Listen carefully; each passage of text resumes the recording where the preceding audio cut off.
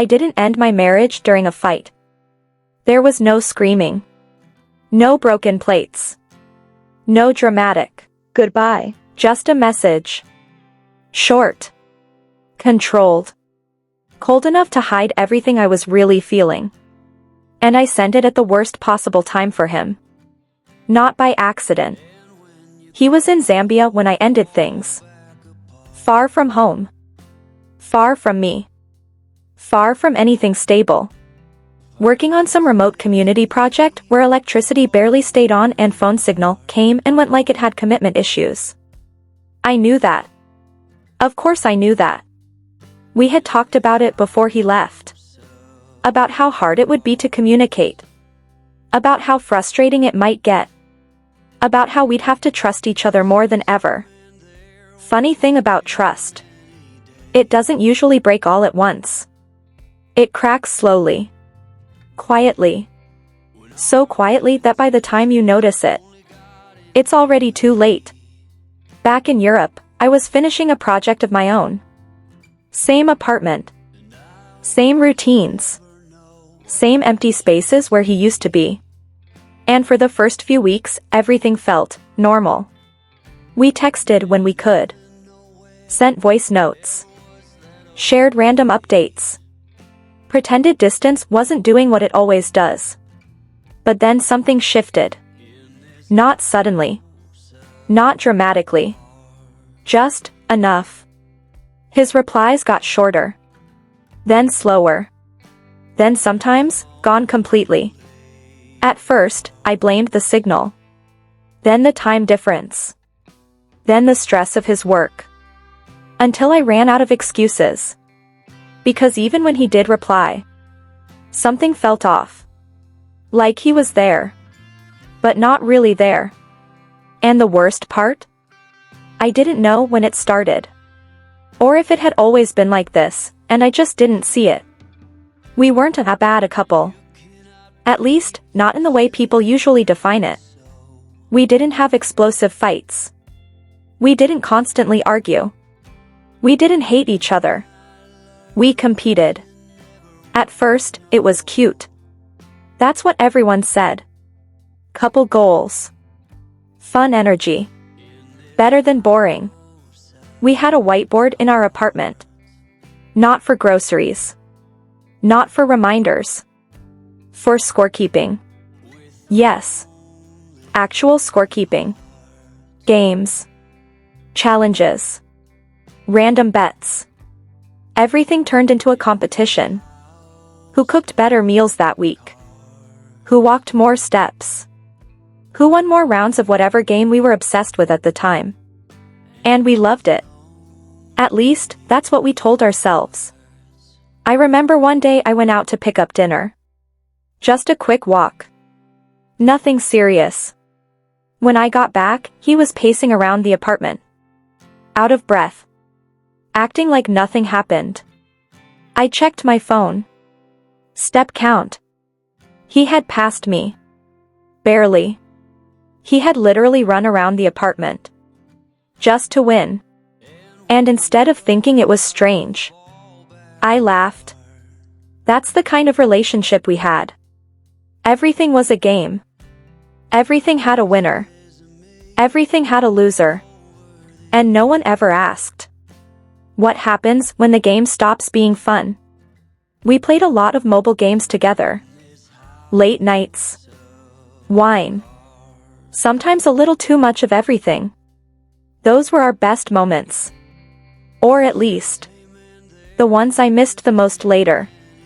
One game we got completely obsessed with was Angry Birds. Simple. Addictive. And somehow, dangerously competitive. We didn't just play it. We fought over it.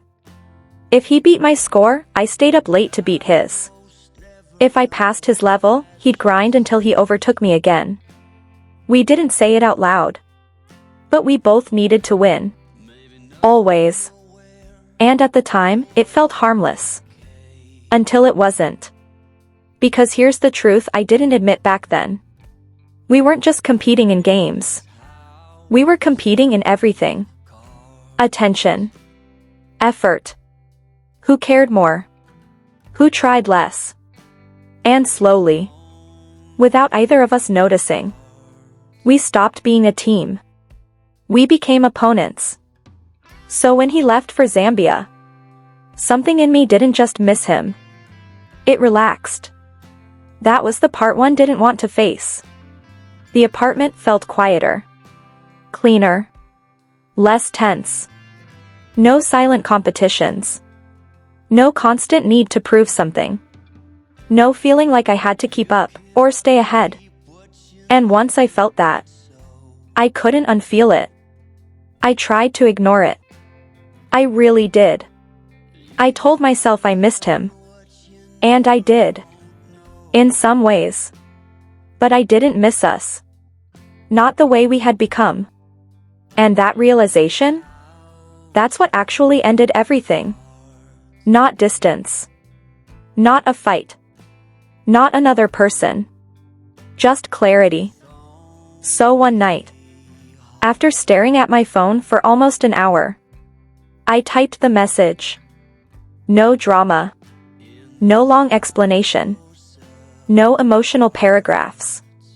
Just the truth. Short enough to send. Long enough to hurt. And then I hit send. For a few minutes. Nothing happened. Then his messages started coming in. One after another. Fast. Messy. Emotional. At first, I read them. Then I stopped. Because I recognized that version of him. And I knew there was no conversation left to have. So instead of arguing, instead of defending myself, instead of trying to fix something I had already decided to end, I did something else.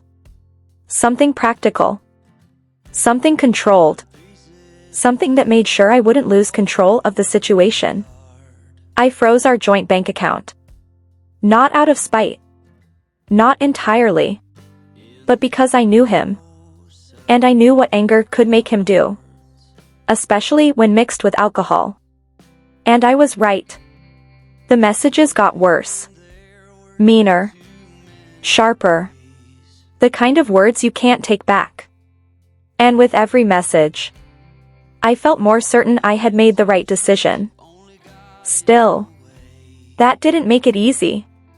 That night, I sat alone in the apartment. Phone in my hand. Silence everywhere else. And for a moment, I almost texted him again. Almost said something softer. Something kinder. Something that would make it hurt less. But I didn't. Because some endings don't need comfort. They need distance. So instead, I opened a game. Not to distract myself. Not really. But because it was the one thing that still felt familiar. Angry Birds. And when it loaded, I froze. Because something was different. My progress was gone. My scores reset. Everything I had built over months just disappeared. At first, I thought it was a glitch. Then I saw the account. The name had changed. And that's when I realized he still had access. I stared at the screen, trying to process what he had done. But deep down, I already knew this wasn't an accident. This was intentional. Petty. Personal. And for the first time since I sent that message, I felt something I hadn't expected to feel anymore. Not regret. Not sadness. Something sharper. Because if he thought deleting a game profile was revenge, he had no idea what I had already set in motion. For a few seconds, I just stared at the screen. My progress was gone. Not reduced. Not glitched. Erased. Months of small wins. Late nights. Petty competitions that somehow meant more than they should have. All of it wiped out like it never existed. And the name. That's what made it real. He hadn't just deleted my profile. He had changed the account name. Not something random. Not something subtle. Something deliberate. Something meant to be seen. I didn't need proof. I didn't need confirmation. I knew it was him. And for a brief moment, I almost laughed. Because of course this is what it came down to. Not a conversation. Not closure. Not understanding. A game. But then something shifted. Because it wasn't about the game. Not really. It was about what it represented. That little world we built together. That strange, competitive, childish thing that somehow held so many of our good memories. He didn't just leave it behind. He destroyed it. On purpose. And suddenly, that quiet, controlled calm I had been holding on to since the breakup cracked. Not into sadness. Into clarity. Because in that moment, I realized something important. He wasn't going to walk away clean. Not emotionally. Not quietly. Not like I had planned. And that changed things. Not in a dramatic, explosive way. In a careful way. A deliberate way. Because if there's one thing people misunderstand about revenge, it's this. The loud kind feels good for a moment. The quiet kind? That's the one that lasts. I didn't react. I adjusted. I didn't text him. Didn't confront him. Didn't ask why. Because I already knew why. He was hurt. Angry. Trying to take control of something, anything, after losing everything else. Deleting my game progress? That was control. Petty. But intentional. And the worst thing I could do? Was respond emotionally. So instead, I put my phone down. And I started thinking. Not about the game. Not about the message. About everything. The relationship. The patterns. The small things I had ignored for too long. And one thought kept coming back. If this is how he reacts when things end, then I made the right decision. But that didn't mean I was going to let it go. No. It just meant I was going to do it differently. The part he didn't know. What he didn't realize. What he couldn't realize from thousands of miles away. Was that I had already started separating our lives. Not dramatically. Not officially. Quietly. Days before I sent that message. Because endings don't start when you say them out loud. They start when you feel them. I had been preparing. Not out of revenge. Out of instinct. I moved money. Not everything. Just enough. I reviewed accounts. Changed passwords. Backed up files. Small things. Responsible things. The kind of things you do when you're no longer sure someone is on your side. And maybe that sounds cold. But here's the truth. By the time I sent that message, I had already accepted it was over. He hadn't.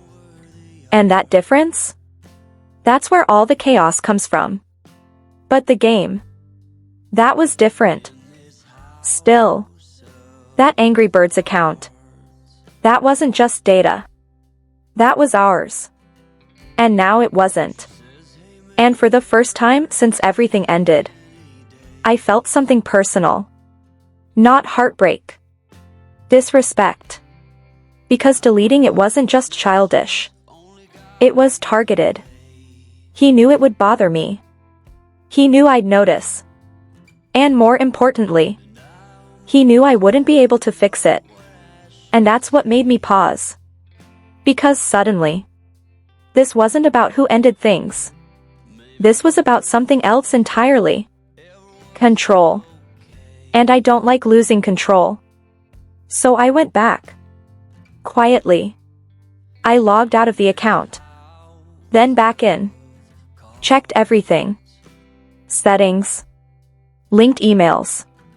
recovery options. And that's when I noticed something interesting.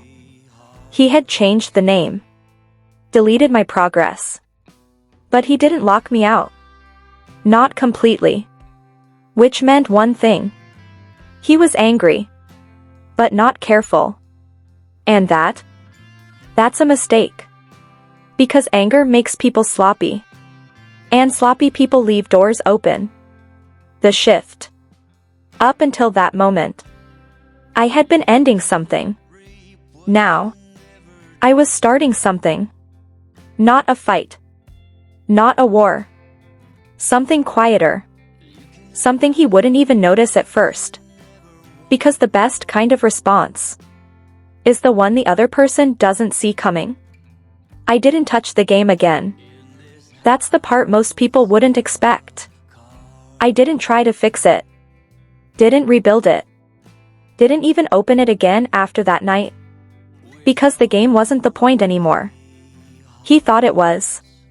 But I had already moved past that. And that gave me an advantage he didn't realize I had. Because while he was focused on something small, I was thinking about something much bigger. The next morning, when I woke up, I didn't feel angry. I felt clear. Calmer than I had in weeks. Because now I understood exactly where we stood. No confusion. No maybe. No second guessing. Just truth. And clarity does something powerful. It removes hesitation. So that morning, I made a decision. Not emotional. Not impulsive. Strategic. I wasn't going to argue with him. I wasn't going to chase closure. I wasn't going to fix anything. I was going to let him show me exactly who he was. And respond accordingly. He thought deleting my progress was enough. That it would get a reaction.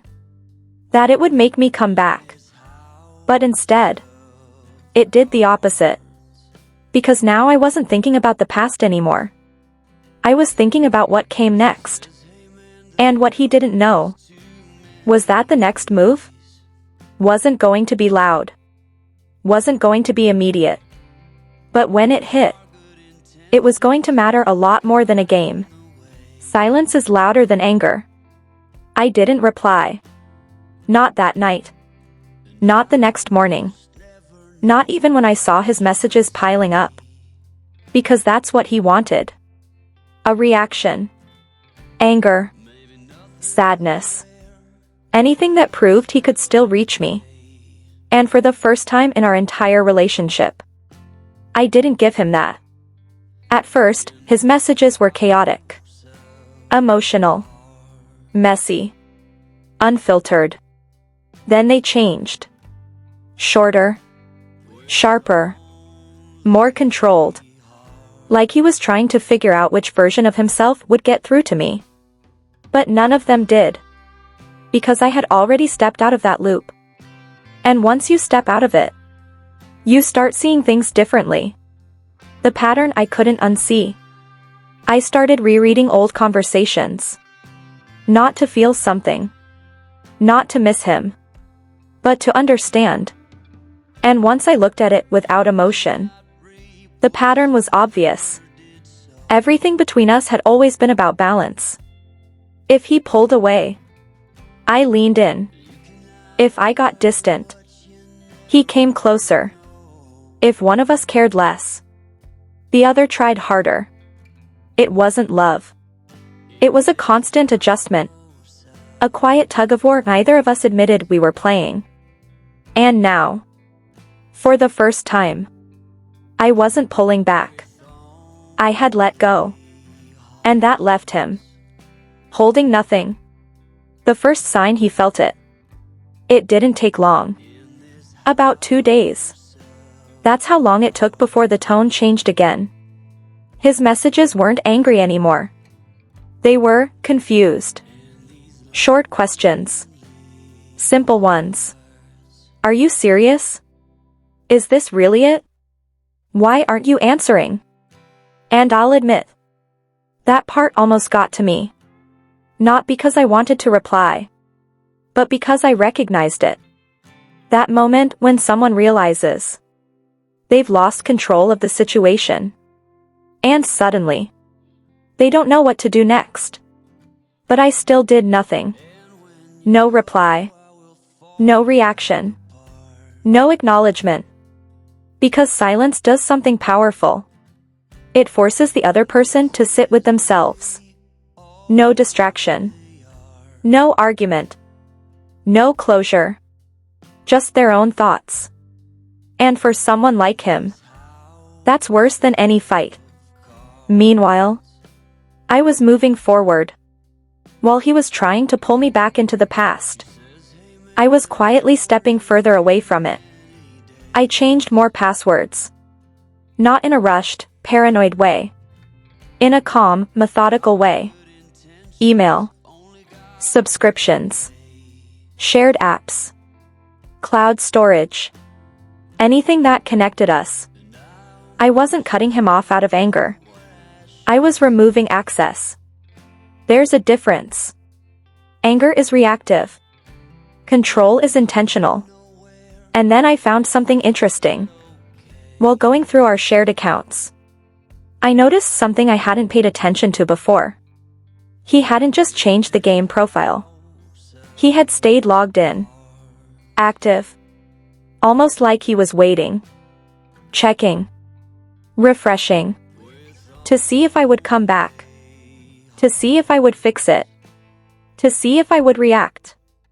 And that told me everything I needed to know. This wasn't just about anger. It was about validation. He needed to know he still mattered. And deleting my progress? That was his way of forcing me to prove it. The moment it all clicked. That's when I understood the real difference between us. He was still playing the same game. Just on a different level. Win. Lose. React. Respond. But I wasn't playing anymore. And when one person leaves the game, the other one doesn't know what to do. So I gave him exactly what he didn't expect. Not anger. Not revenge. Distance. Real distance. The kind that doesn't ask for attention. Doesn't explain itself. Doesn't try to be understood. It just exists. And the more time passed, the louder that silence became. His final message, for now. On the third night, a new message came in. Longer than the others. Not angry. Not defensive. Just honest. And that was new. For a moment, I stared at it. Debating. Not whether to go back. But whether to respond at all. Because this time, it wasn't about control. It wasn't about winning. It felt real. And that made it dangerous. Because real emotions have a way of pulling you back in. Even when you know better. I could have replied right then. Said something kind. Something final. Something that gave both of us closure. But I didn't. Because deep down, I knew something he didn't. He thought this was the part where things started to calm down. Where we slowly let go. Where everything faded into something quiet and forgettable. But he was wrong. Because while he was finally being honest, I had already made a decision. And the next thing I was about to do wasn't about ending things anymore. It was about making sure he never tried to play with me again. The difference between us. By the fourth day, everything had gone quiet. No new messages. No missed calls. No attempts to reach me. And for most people, that silence would feel like the end. But I knew better. Because silence doesn't always mean someone has moved on. Sometimes, it means they're waiting. Waiting for the right moment. Waiting for a reaction. Waiting for you to break first. And if there's one thing I understood about him, it was this. He hated losing. Not just in games. in anything. And right now, he didn't know if he had lost, or if the game was still going. Meanwhile, I was finishing what I started. I didn't rush anything. That's the mistake people make. They act too fast. Too emotional. Too obvious. I didn't. I took my time. Closed what needed to be closed. Separated what needed to be separated. Not just financially. Emotionally. Digitally. Practically. I removed him from everything that mattered. Streaming accounts. Shared drives. Subscriptions. Small things. But meaningful. The kind of things you don't notice immediately, but feel over time. Like slowly disappearing from someone's life. One piece at a time. But there was one thing left. One connection I hadn't touched yet. Not because I forgot. Because I was saving it. The one place where everything started. The one place where he thought he had control. The one place where he made his move first. That shared account. I logged in again. Not emotionally. Not impulsively. Calm. The account was still active. Still running under the name he had changed. Still carrying that quiet message he left behind. For a moment, I just looked at it. Not angry. Not sad. Just aware. Because now I understood something clearly. This wasn't about the game anymore. It was about the last piece of connection between us. And he thought he controlled it. So I took that control back. Not dramatically. Quietly. I changed the password. Simple. Clean. Immediate. Then I updated the recovery email. Removed his access completely. No warning. No message. No explanation. Just gone. Why it mattered. To anyone else. It would look small. It's just an account. It's just a game. But it wasn't. It was the last shared space we had. The last place where he could still reach into something that belonged to both of us. And now, he couldn't. The timing wasn't random. I didn't do it right away. I waited. Until I knew he had settled into the silence. Until he thought. Maybe I wasn't going to respond. Maybe things were just going to fade. And that's exactly when I removed him. Because impact isn't about what you do. It's about when you do it. His reaction. It didn't take long. A few hours. Maybe less. Then my phone lit up. Not a message this time. A call. I stared at it. Watched it ring. Didn't answer. Then another call. Then a message. Short. What did you do? I didn't reply. Another message. You locked me out? Still nothing. And then, the one I knew was coming.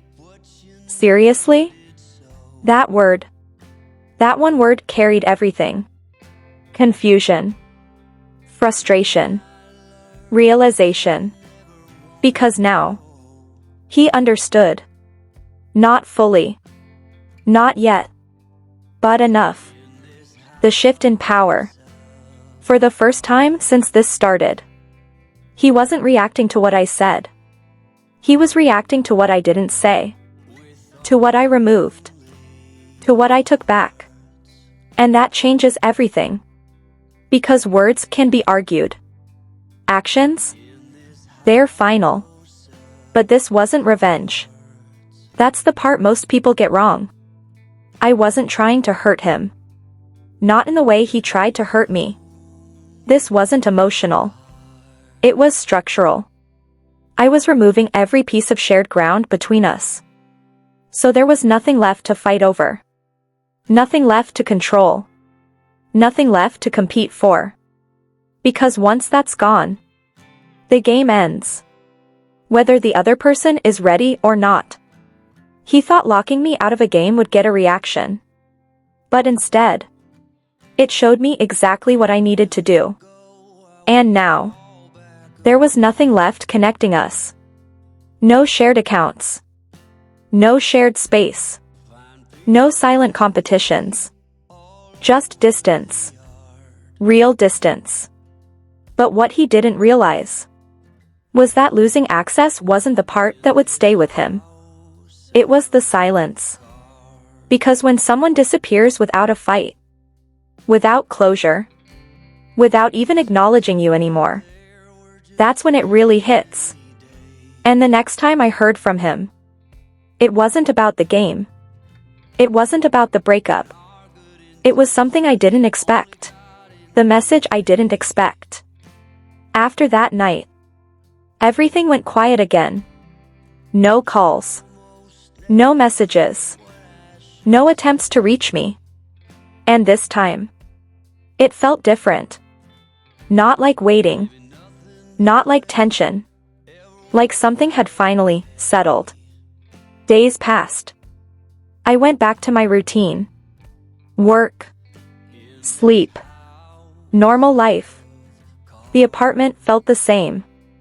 But not heavy anymore. Just mine. And for the first time in a long time, I wasn't thinking about him every hour. That constant noise in my head? Gone.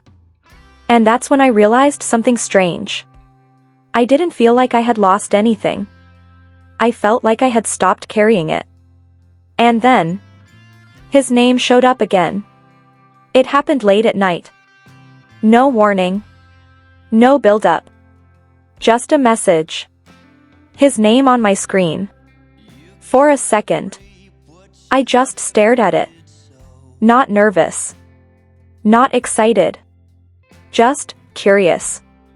Because now, it didn't have power over me anymore. I opened it. And what I expected. Anger. Blame. Another attempt to pull me back in. But what I got instead was something completely different. I get it now. That's how it started. Short. Simple. And for some reason, that hit harder than anything he had said before. I kept reading. No accusations. No defensiveness. No attempts to argue. Just honesty. He said he didn't understand at first. Thought I was overreacting. Thought I would come back. Thought it was just another phase we'd push through. Like we always did. But when everything went quiet, when I didn't reply, when I didn't react, when I didn't come back to fix what he broke, that's when it hit him. Not all at once. Slowly. Piece by piece. The silence. The distance. The fact that there was nothing left to win. And then he said something I didn't expect at all. It was never about the game, was it? I actually smiled when I read that. Because finally, after everything, he understood. Not perfectly. Not completely. But enough. The part he admitted. He said deleting my progress felt good for about 5 minutes. Then empty. Then pointless. And when he realized I didn't react, that's when it stopped being satisfying. Because the whole point was to get a response. To feel something back. And when that didn't happen, he was just left alone with it. What he really missed. He didn't say he missed me. Not directly.